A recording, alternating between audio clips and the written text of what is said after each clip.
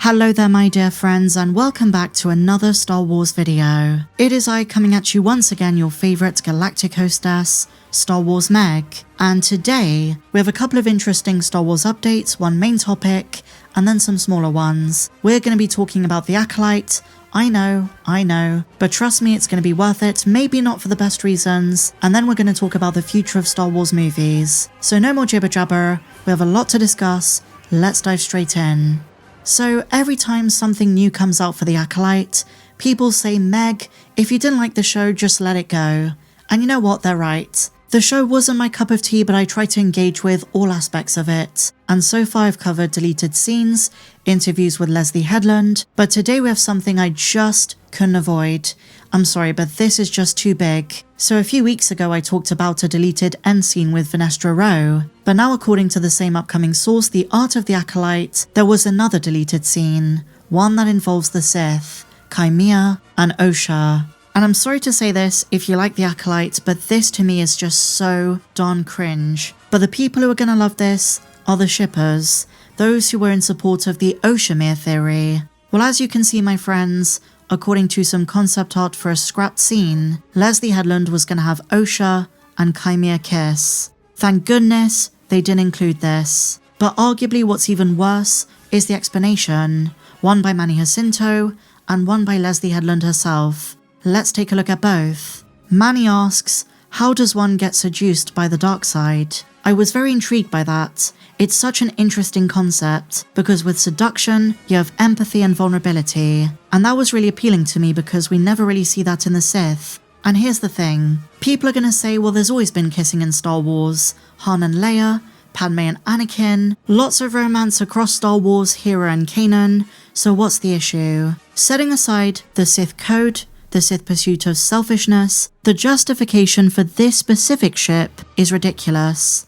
First of all, isn't Osha kind of pissed off with Qimir? He slaughtered her friends in front of her. Not just this, but I'm really getting sick of the twisting of Obi-Wan's words when he tells Luke Vader was seduced by the dark side. It's not meant to be seductive in a sexual sense. Are you going to me? I would certainly like to. And just generally, I know Sith romance isn't anything new, but the idea that they can love in a healthy capacity goes against what George Lucas said. The Sith notion of love is possession. While the Sith don't have restrictions about love, in the Bainite sense, they don't have the capacity for it. They're characterized by their quest for power and strength, and this is done through channeling their darker emotions like fear, anger, and hatred. And that quest for power is a selfish pursuit. So yes, passion is definitely used in channeling the dark side, but in terms of romance, that relationship would never be healthy. It'd be toxic and parasitic. Just look at power dynamics in the rule of two. The master is always using the apprentice as a tool, and the apprentice is always looking to overthrow the master. How can the path of corruption and selfishness lead to a healthy relationship?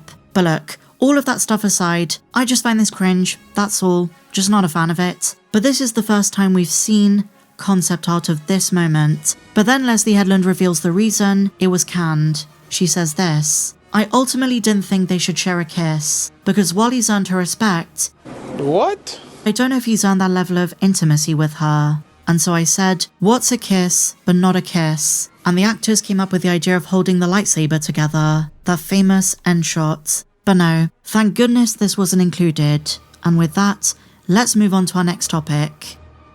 We have some pretty big news for the future of Star Wars movies. This year we're getting The Mandalorian and Grogu, 2027 gives us Star Wars Starfighter, but the big question has been, what is the next movie to go into production and the one to release after that? Since Dave Filoni and Lin Brennan took over as Lucasfilm presidents, we don't know what the future holds. This is both, I would say scary, but also really exciting. We don't know how Dave Filoni is going to change things. We don't know which projects are going to be scrapped, what's going to be prioritized, and I suppose everyone's anticipating Filoni's next move. I guess the only problem is we're not going to find out for a long time. Probably not till Star Wars Celebration in 2027, because all of the upcoming releases that are confirmed are all from the Kathleen Kennedy era. We don't have any info on the plan going forward, or what movies are going to be entirely under Dave's directive. And you know what's been really strange? Aside from that one statement on StarWars.com, we haven't really heard from Dave. No big co-president interview, no big shebang with Deadline.com. Everything we know about the future of Star Wars comes from the exit interview by Kathleen Kennedy.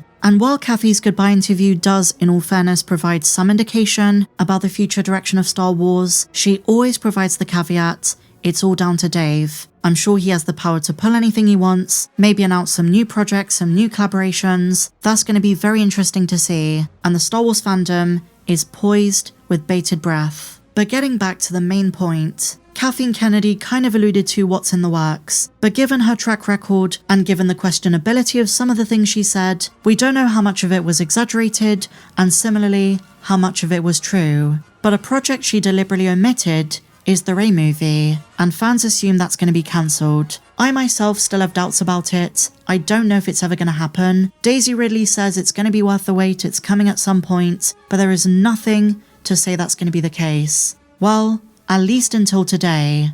A brand new casting call has emerged from legendary Star Wars casting director Nina Gold, and usually when she puts these things out, they do pertain to Star Wars projects. The last time one of these went viral, it ended up being for Star Wars Starfighter. Well, she just put out a new one, and this is for boys aged between 3 and 6 with neutral Southeast English accents. And the film is about to shoot all the way till December of this year.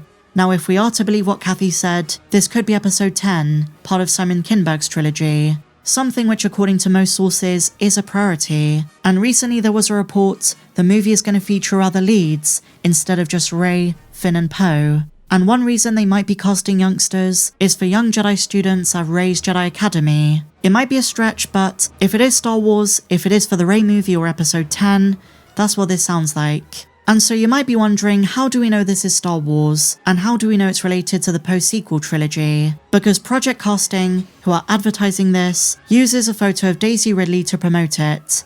That seems very, very clear. This is very likely to be for Star Wars, and, as we originally heard, maybe for something including Rey. If we are to believe what Kathy says, then Dave Filoni might be trying to get a move on the post-sequel trilogy stuff. Now I understand, fans might not like this update. A new Star Wars movie going into development, and it's not the Filoni film or one of the others that fans were excited about. Well, maybe this is what they meant when the Hollywood Reporter said Filoni's movie's on the back burner. I advised you, it's not cancelled. He's working on it, and it is coming. But maybe the reason their sources said this is because they already knew what was going into production next. I don't know if it's the Sharmina Obaid-Chinoy movie, and to be honest, my friends, I don't even know if Sharmina Obaid-Chinoy is still involved in the film. But regardless, Nina Gold, casting director for most recent Star Wars movies, is recruiting in the UK, which we know is where they're filming the majority of the upcoming slate of Star Wars films, if not all of them. So, this is actually pretty big. I can't see why they would use Daisy Ridley if it didn't relate to Rey. Now look, I'm not saying it's 100% a Star Wars project, and a couple of people noted the absence of the word Disney. Also, Nina Gold has a ton of irons in the fire. She's working on a ton of different shows and films. Same with Daisy. Her schedule is jam-packed. So I don't want you to take this as gospel, which is why I'm reinforcing the doubt, but it could be the first real sign that they are moving forward with a different Star Wars project soon. It could be a nothing burger, but let's wait and see.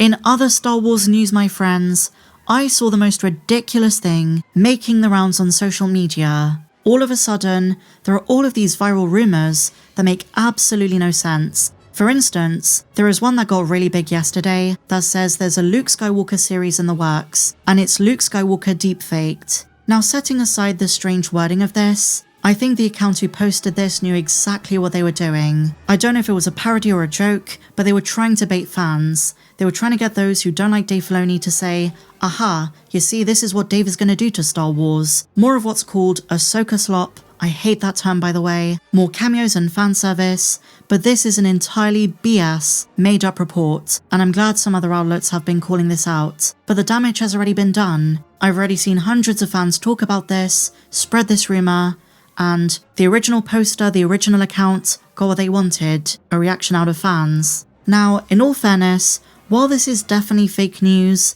I think it's going to happen. Whether it's deepfake, or whether they do recasting, which is what I hope they do now that Kathy is gone, I reckon another Luke appearance in the Mandoverse is bound to happen. And what I'm trying to say is, in the absence of official updates concerning the future of Lucasfilm, there's a real vacuum that is often filled by fake reports.